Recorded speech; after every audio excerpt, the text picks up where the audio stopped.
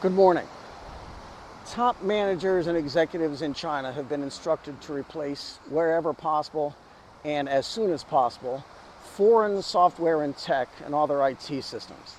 The initiative is called Delete America, or Delete A, and it requires state-owned enterprises to replace foreign software by 2027. There is formal guidance, and it's directed at Chinese firms in banking, energy, almost everywhere basically, and involving everything from office management to supply chain. This is part of China's effort to be self-sufficient in everything. Semiconductors, fighter planes, defense, food. The focus is insulating China's supply chains from any possible sources of external influence or shock.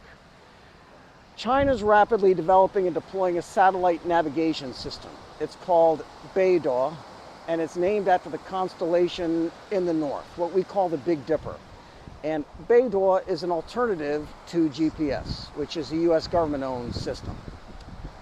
Decades ago, a Chinese ship called the Yinhe was in international waters, and the US suspected the Yinhe of carrying illicit cargo.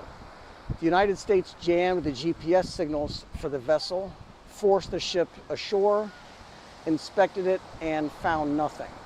And it was an embarrassment for both sides, frankly. From the US perspective, that we were given bad intelligence about what the ship was carrying, and from China's point of view, that the American ownership of GPS was a strategic vulnerability that they needed to develop a solution for.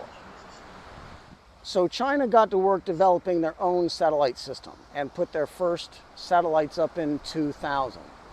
Fast forward to now, and China's entire merchant fleet are using BeiDou, or both BeiDou and GPS.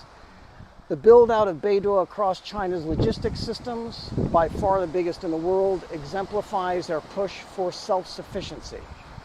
It is a homegrown alternative on a vital technology that previously was available only from foreign sources. That has been corrected, and it's now Chinese technology. What's more, BeiDou is being rapidly adopted by users outside China. Putting aside whether a country is more friendly to China or with the United States, for companies there, it makes sense at the operator level to have more than one system available. BeiDou is being used as a complementary system to GPS, especially in areas where GPS is far weaker, such as Africa, all of South Asia, and South America. South China Morning Post shows examples of where BeiDou is being used in the developing world. And it's that rapid adoption of BeiDou that has alarmed policymakers in the United States. GPS World points out that BeiDou is newer, has more satellites, has 10 times as many monitoring stations, and this all leads to BeiDou being much more accurate in a lot of places. BeiDou has 56 satellites compared to just 31 for the GPS system. BeiDou also offers two-way messaging, which allows users to communicate outside of cell phone coverage areas, and which is important for search and rescue operations.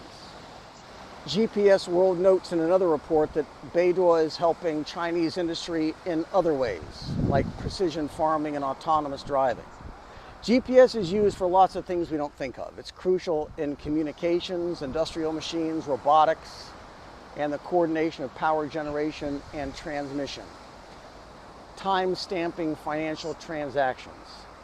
GPS is integrated tightly into Western banking systems, and if the BRICS countries have ambitions to develop their own financial trading system completely outside of Western oversight, then they have no choice but to develop an alternative to GPS. Paradigm Shift has a good overview of how these respective systems work and their histories, and here they have the advantages and disadvantages of each one. BeiDou is more accurate than GPS. It's 3 times more accurate. The accuracy inside China is within just a few centimeters. And in most countries, the accuracy is within 1 meter or less, compared to 3 meters for GPS. That difference is significant in precision farming and in self-driving cars, and obviously in military applications. BeiDou is more reliable because it operates on 2 frequencies instead of just 1. That makes it less vulnerable to interference, which makes it better suited for use in cities. He mentions again that BeiDou includes messaging in emergency situations. China's system has far larger coverage areas, and its communication system is more resistant to interference and jamming. GPS has strong advantages in the United States. GPS has more satellites over the US and still has more users worldwide. When we consider everything that uses satellite mapping in their functions now, logistics, obviously, aircraft and railroads and ships, then mining and cars, agriculture, and capital equipment used in heavy industries, travel, hospitality services, medical devices, communications, robotics, banking, even home appliances. These are trillion-dollar industries, each of them. And China builds most of the equipment and tools used in those industries. They developed BeiDou as an alternative to GPS out of urgent necessity so that the United States couldn't just shut off their navigation systems again.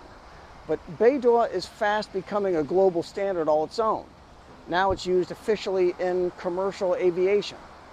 And BeiDou's user base grows every time a Chinese manufacturer sells a product on Ali or Amazon. This is Xinjiang. Be good. What you wear.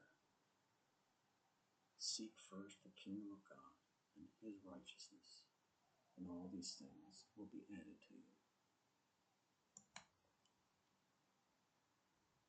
Ask